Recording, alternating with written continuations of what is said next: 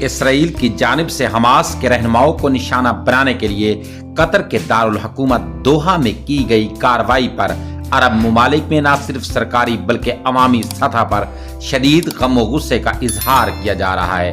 اس حملے کے بعد کئی عرب رہنماؤں نے دوحہ کا دورہ کیا اور امیر قطر سے ملاقات میں یکجہتی کا اظہار کیا اور انہیں اپنی حمایت کی یقین دہانی کروائی۔ قطر پہنچنے والے سرکردہ عرب رہنماؤں میں سعودی ولی عہد محمد بن سلمان کویت کے ولی عہد، خالد الحماد الصواح اردن کے ولی عہد، حسین بن عبداللہ مصر کے وزیر خارجہ، بدر احمد محمد عبد العاطی وغیرہ شامل ہیں۔ اسی طرح پاکستانی وزیر اعظم میاں محمد شہباز شریف نے بھی اظہار یکجہتی کے لیے گزشتہ روز قطر کا ایک روزہ دورہ کیا تھا۔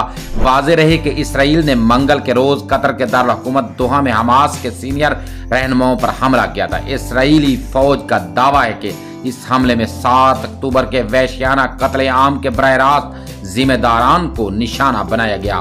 دوسری جانب حماس کا کہنا ہے کہ دوحہ میں اس کے مذاکراتی وفد کے ارکان کو نشانہ بنایا گیا، لیکن وہ اس حملے میں محفوظ رہے۔ تاہم ایک قطری سیکیورٹی اہلکار سمیت 6 دیگر افراد بھی مارے گئے۔